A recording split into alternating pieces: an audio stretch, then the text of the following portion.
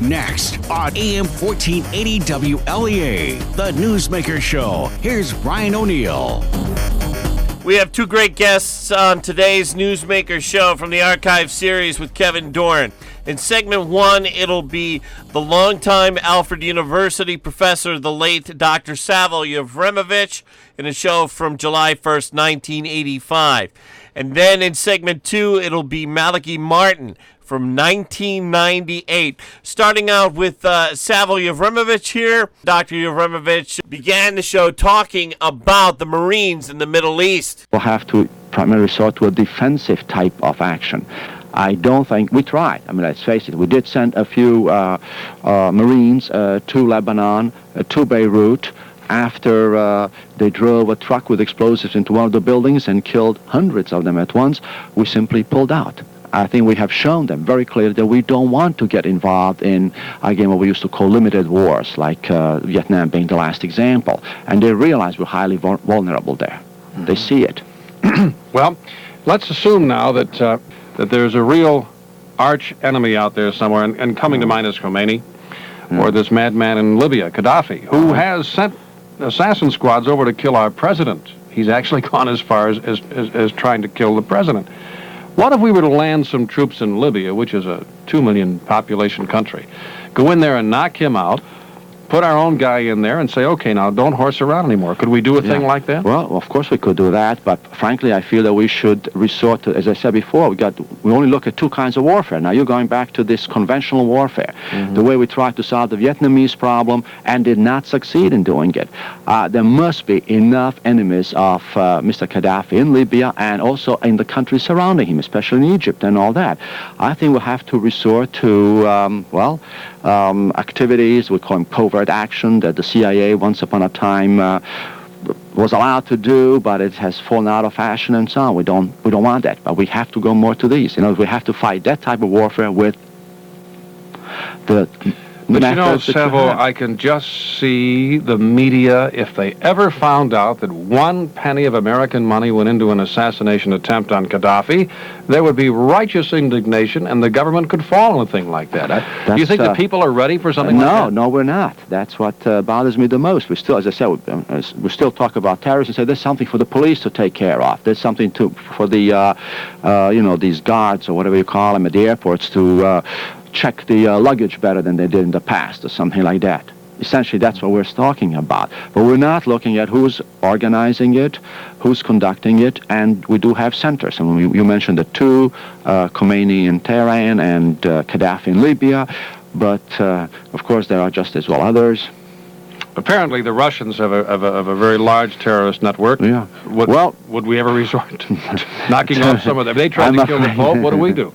That one must be the most complicated one. So I think we'll probably have to limit ourselves to the, let's say, the ones who are doing what is in the interest of Russia. And that's Gaddafi. Maybe he doesn't really intend to promote the Russian interest, but he is doing it anyway.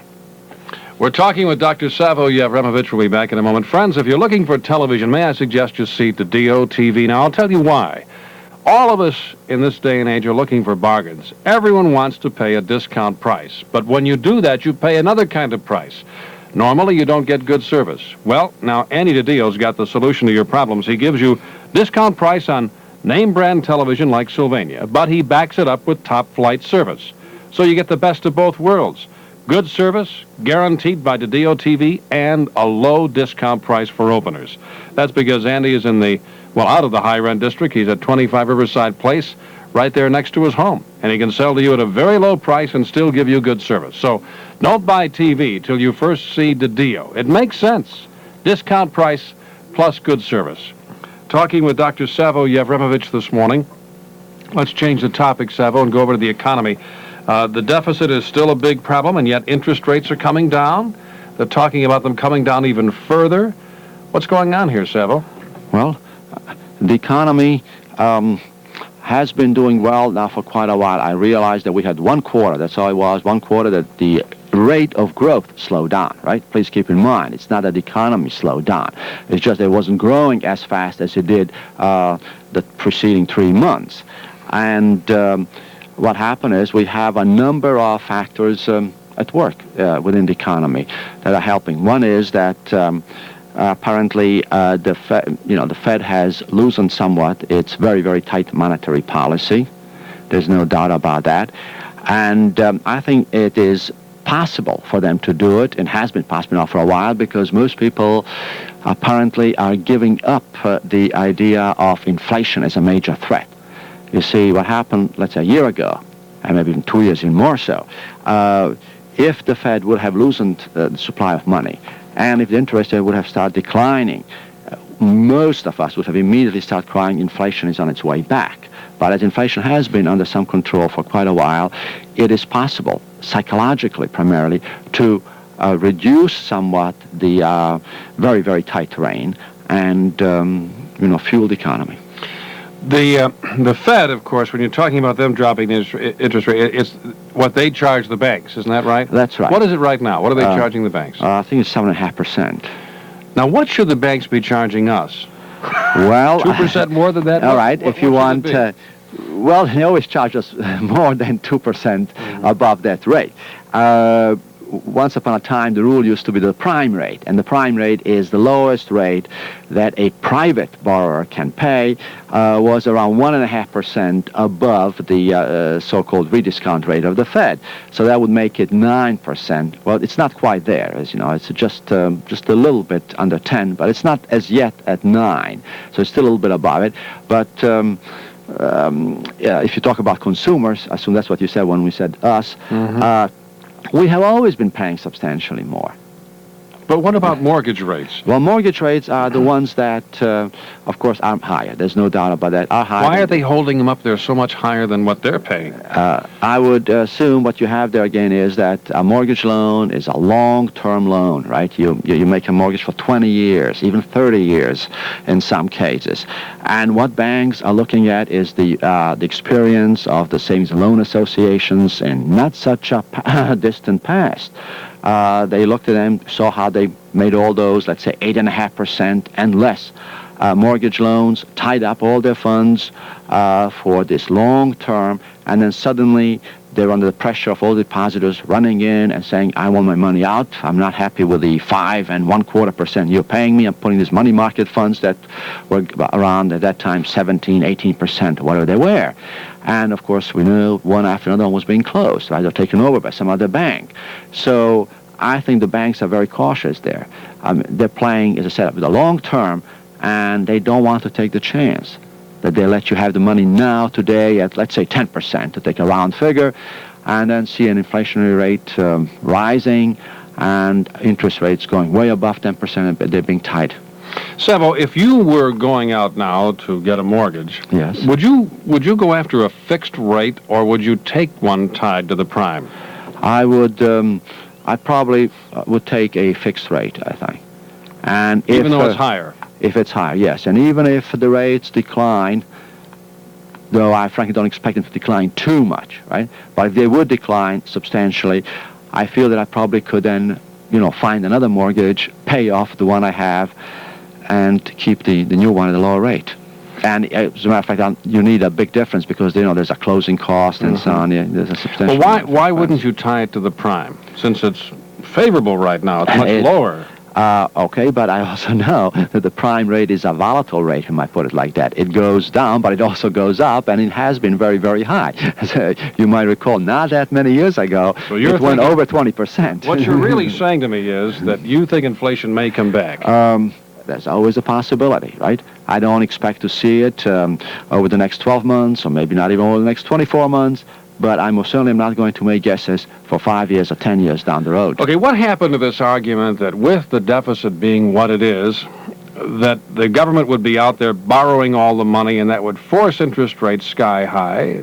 What's going on? It hasn't happened. Well, it hasn't happened because what you really have is a question of demand and supply, right? Now, the supply, that's the supply of money, has increased somewhat. The demand, apparently, has not increased as much as we expected. And by demand, I mean there's the government going out, borrowing to cover the deficit, but there's also the private sector, especially the major corporations, going out to borrow to invest. And what we see is they haven't quite invested as much as we expected. They will probably go in and do it. That's right. It is being said now among the sages in Washington that the president's tax plan is pretty much dead in the water, that it won't get through as he proposed it. It may not get through at all.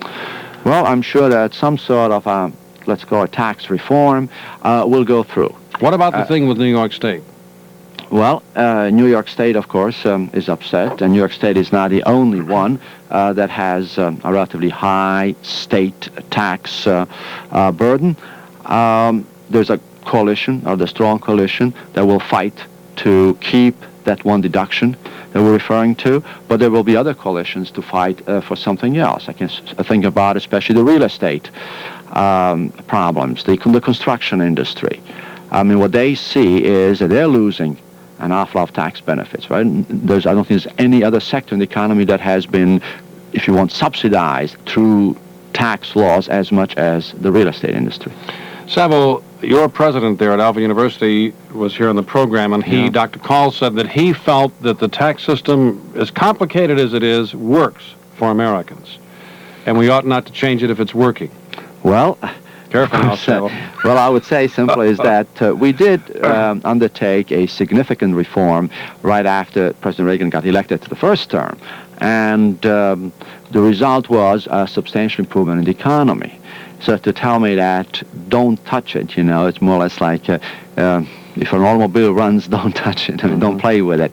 I wouldn't really buy it, really. I feel that there is room for improvement, substantial room for improvement. All right, we're talking with Dr. Savo Jevremovic. It's 3 minutes before 9. Savo, predictions of things to come. Will President Reagan launch a couple of airplanes at somebody somewhere in the next few weeks? I doubt it. I doubt it because I feel that to a certain extent, we are now thankful and also committed to this Mr. Barry there, the leader of one of those Shiite faction in Lebanon, and to turn around and drop a bomb or shoot a few missiles or something like that would most certainly undermine him. It seems that we realize we can somehow work with him, you know. What about the other 7 Americans being held? Aren't they really being held as hostage for that very purpose? I think so, yes. So as long as they're there, we can't do much. No, I feel that even if they would release them, we still probably would not resort to a bombing or something like that. Yeah. Ought we not to be flying to certain places like Athens and other places where it's just not safe? I hope, I really hope now, that the authorities in Athens would change their system of controls and all that. But what worries me, frankly, is that if I'm a passenger on a plane and they look in my luggage, I don't think that's quite as important. I don't believe that these guys just walked in through those detectors and X-ray machines and so on by carrying those few pistols they had and hand grenades. I have the feeling that there's an awful lot of people. Greece is full of communists. Who are very glad to help them. People who are working there at the airport, who are putting the food into the planes and other supplies, cleaning the plane and all that. Because apparently they went into the bathroom and got their guns and came out. They had probably, them stored I don't aboard. see why not, or put them in with the food or wherever the case might be. So you don't think it's going to get much better then? We can expect more of this sort of thing? I'm afraid so, yes. We've been talking with Dr. Savo Jevremovic, chairman of the Department of Economics, Alva University. Savo, thank you very much for being with us. A lot of interesting Newsmaker shows coming your way this week here on WLEA. The late Dr. Savo Jevremovic, one of Kevin Dorn's favorite guests. On today's Newsmaker show, we're replaying old shows with Kevin Dorn. And when we get back after the forecast with Rob, we'll hear Malachi Martin from 1998. Stay with us. Lewis Garage Doors of Hornell would like to take this time to wish you a Merry Christmas and a Happy New Year.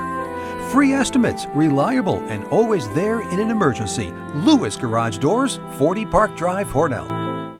Checking in now with meteorologist Rob Carroll, who says it'll be a mild Christmas this year. That's right, Brian. No snow in the forecast for Christmas Day, but we are forecasting temperatures to approach 50 degrees tomorrow afternoon. So this year we're going to be above normal. A lot of cloudiness out there this morning. It'll continue to drift across the area, but occasionally we'll see some breaks, and that'll lead to a little bit of sunshine now and again. I think temperatures recover only up to about 40 this afternoon. Sun came up this morning at 7:37. It's going to set this evening at 4:43. Tonight, well, things are going to be quiet for Santa Claus. That's certainly good news. It's clear to partly cloudy. You shouldn't have any visibility issues coming into the southern tier. Lows tonight, 25 to 30. For your Christmas day tomorrow, it'll become partly sunny and, as I mentioned, mild, up around 50. Tomorrow night, the clouds are back. We're 30 to 35. Clouds on Thursday. Could see a late day shower. A little bit cooler for Thursday, too. Highs around 45 Thursday afternoon, Brian. And the Newsmaker series with Kevin Doran continues. This is from 1998 with Malachi Martin. And Malachi here talking about the pressure put on Pope John Paul II back in the 1990s to resign from the papacy. That might actually be what happened with Benedict XVI in February 2013 when Pope Benedict stepped down and Pope Francis was elected. Anyways, let's get to the show with Kevin Doran and Malachi Martin from 1998. Here we go. Today and tomorrow I'm going to be talking to one of my favorite authors, and I'm sure many of you have read some of his books, Malachi Martin. Father Martin, actually. Father is actually a priest, and he publishes under the name Malachi Martin, but I always call him Reverend Father because that's the way they brought me up, Father. That's right. And I'm not going to change now. No, there's no point in changing. Father, I'm about 50 pages from the end, and I've read almost all of your books. The only one I didn't read was the one on exorcism. Yes. Because it scares me too much. Yes. But no, that's very understandable. It's a frightening book. But, the subject is frightening. That's what I mean. Yeah. The whole darn thing is frightening. I'm down to the last 40 pages of your latest book, Windswept House, which I understand is a bestseller. Yes, it is. And it is a frightening book in other ways. Yes, not frightening the way the devil business is, but this is frightening because it opens up the possibilities of danger for us all. Tell us what it's about, Father. Well, the essence of Kevin is this, that at this stage of his life, the present Pope, the Holy Father, John Paul II, after 18 years as Pope, his condition is getting more and more precarious on two fronts. First of all, his health. He's got very bad health. He's very weak. He was opened up already and operated on for cancer a couple of years ago, and just recently, this autumn, they did an exploratory to see was there further metastasis. They haven't given us the result of that, obviously. Number two, he's definitely got Parkinson's disease.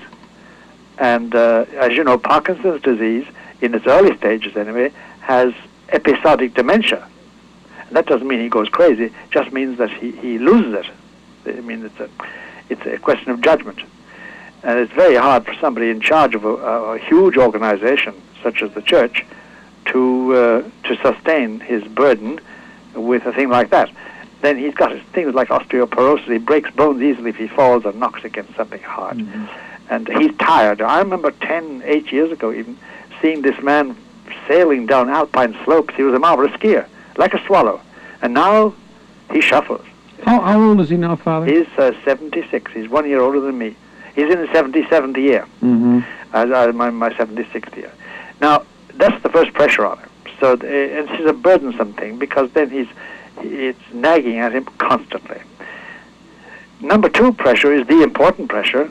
For about 6, 7, perhaps 8 years, it's very hard to know, there have been a series of pressures on him in public articles published in newspapers, this side of the Atlantic and the other side, and then from his colleagues in the Vatican, his cardinals, who are his advisors, and they form his cabinet, as we'd say over here. They've been pressuring on him to resign, to retire. Why? Well, first of all, their reason is very simple. He's not forward-looking, he's not liberal enough for them, small L in the liberal, and he's not, they don't, he's a, the way, the church has a law which says the Pope may resign if he wants to, and he need give no reason to no man. That's only happened a couple of times, hasn't it, Father? It's only happened once. Once, Celestine? Celestine in the year 1294, that's 800 years ago. But what's 800 years for the church, you know? 2,000-year-old chancery. Now, they're very insistent on it, that he should resign. Like every bishop, by the way, is bound to offer his resignation at the age of 75, and the Pope is the Bishop of Rome. But of course he's different. He is the Pope. At the same time, he's the Vicar of Christ, and it's a lifetime appointment. No, but they say, Holy Father, you can't hack it. Now, Father, a couple of years ago, when he was approaching his 75th birthday, there were a number of articles, Yes. mostly in the secular press, but also some in the Catholic press, Yes. suggesting that he probably would resign, and they were even going so far as to suggest the names of his successor. Oh, yes. One was it Carlo Martini? That's right, Martini. Martini. Up in Milano. Milano. And he is probably best described as a mildly conservative Protestant. Yes, that's right. I mean, he's not really a Catholic prelate, is he? Not in my book. He doesn't hold with the teachings of the Church. No, he doesn't. He just doesn't. Why was the press and everyone picking this guy as... Because he's one of the most prominent, papabile, the most prominent candidate. Tell him what that term means, Father. Oh, papabile means popeable, means you can make him pope. He's papal timber. For instance, we say that there's probably no papabile, there's nobody with papal timber amongst the American cardinals. That's the general idea, although Cardinal Law of Boston has pretensions one way or the other. But they have been after him. Now, they've been pressuring him on this recently because they have allies outside the Church who are also keen on seeing a more liberal-minded pope on the throne of Peter. And these are people who claim that if the Church would only throw its weight behind the control of the population and educating a new class of citizen, that the world would be much happier. And so this isn't just a Catholic problem. This is a big problem. And there's an entire galaxy of foundations and think tanks and private individuals and governments who are hell-bent on applying strict methods of birth control to the third world above all, not to us, but to the third world. And I had a congressman tell me one time, I don't mind if our American blacks have children, but we got to do something about the blacks in Africa. A congressman actually said that to me. My mouth just dropped. Well, I'll tell you, Kevin, you may not know this, but from the time of Nixon, there's an executive order issued by Nixon and then by every president since then, which says that it is now an executive order for the American government to push limitation of population by abortion, contraception, and sterilization, and they name 11 countries. And that's an executive order. And an executive order, as you know, from your constitutional studies, means that every department of government, the Pentagon and the Department of Commerce and the Secretary of State and the Department of the Interior, every Department of State, every department of the government must enforce it. And de facto, we spend about $4.5 to $5 billion of our citizens' money, and a lot of other monies too, soft money as they call it, on spreading sterilization and abortion and contraceptives in third world countries. Now, many people think that's perfectly all right, Father. Oh, yes, they do. That's because they're gone pagan. Now, that's the thing I want to get to you about in your book, Windswept. Yes. By the way, Father, you write just beautifully. I've never read any of your books that it flows out. You have one chapter in one of your earlier books. I was trying to find it today to read it about the wind blowing down the street. Yes. And everyone blowing away and everything. That's in the book on the Jesuits. I looked for that passage today so I could read it because it was so beautiful. We're going to take a break. Our guest is Father. He is a he's a Catholic priest, Father Malachi Martin, but he publishes under the name just Malachi Martin.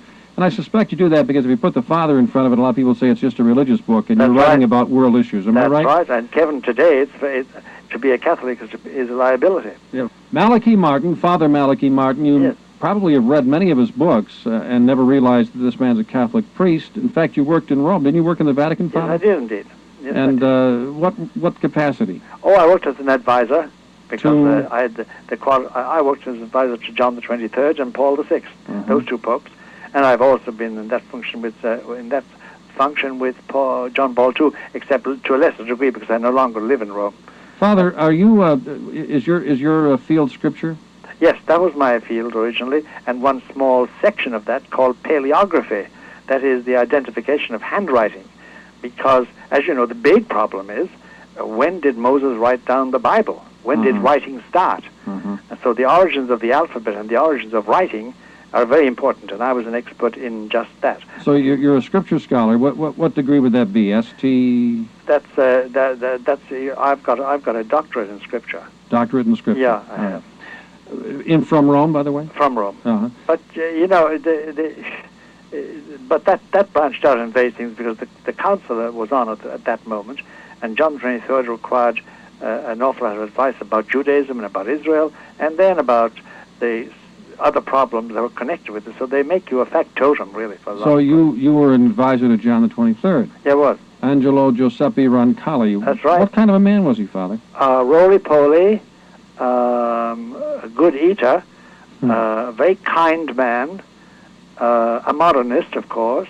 And I know what that term means. Do you want to explain that to the people? Well, it means that he held a view of Christian beliefs which was condemned by Pius IX, and Pius X, and Pius XI, and Pius XII. He was under investigation at one time, wasn't he? Him more than that. He was fired from his job teaching in Rome in 1910. But he ended up becoming the Pope.